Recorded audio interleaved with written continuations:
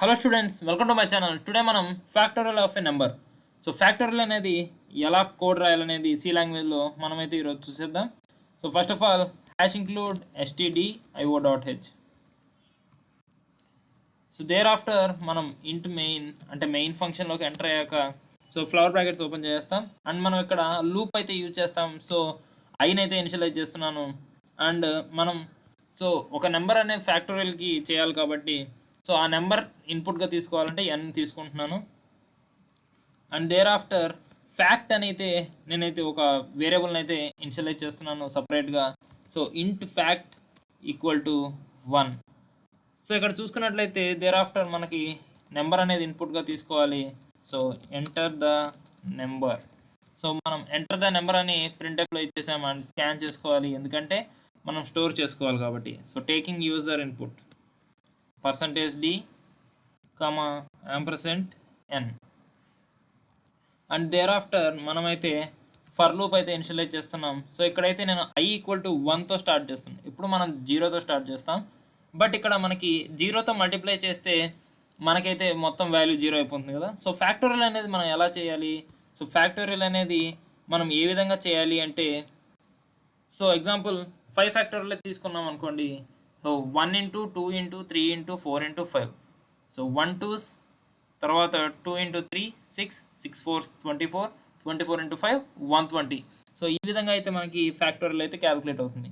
So i less than equal to n. So 5కి equal అయినా అవ్వచ్చు, 5కి లెస్ అయినా అవ్వచ్చు, కానీ 5 అయితే ఎక్సీడ్ అవ్వకూడదు. సో అదే మనకి ఇక్కడ కండిషన్ అనమాట. So increment. సో ఇక్కడ చూసుకున్నట్లయితే fact.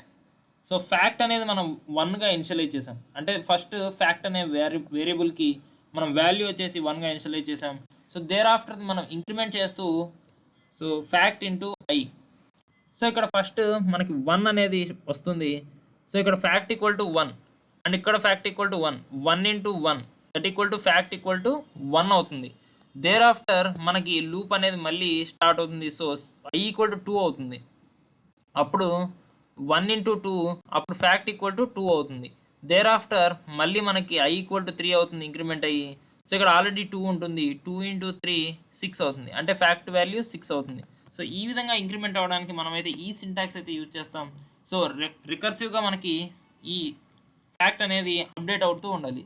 So printf factorial of %d is %d. So first %dలో ఇచ్చిన వాల్యూని అయితే ఇద్దాము అండ్ సెకండ్ %dలో ఫ్యాక్టోరియల్ వాల్యూ అయితే ఇద్దాము. So n, fact. సో ఇక్కడ చూసుకున్నట్లయితే మనకి ఇదే స్టూడెంట్స్ కోడ్ అయితే సో నేనైతే సేవ్ చేయబోతున్నాను. So C source file and factorial code. So ఇక్కడ చూసుకున్నట్లయితే నేను మీకు చెప్పిన ఎగ్జాంపుల్ ఇస్తున్నాను 5. So factorial of 5 is 120. So 5 into 4 into 3 into 2 into 1. So ఈ విధంగా అయితే ఉంటుంది స్టూడెంట్స్ ఫ్యాక్టోరియల్ అనేది. సో సి లాంగ్వేజ్లో ఎలా రాయాలో నేర్చుకున్నారు కదా. సో ఇదే విధంగా మన ఛానల్కి స్టే ట్యూన్గా ఉండి వీడియోని లైక్ చేసి సబ్స్క్రైబ్ చేసి బెల్ ఐకాన్ని ఆల్ ఆప్షన్లో ఉంచుకోండి స్టూడెంట్స్. Thank you.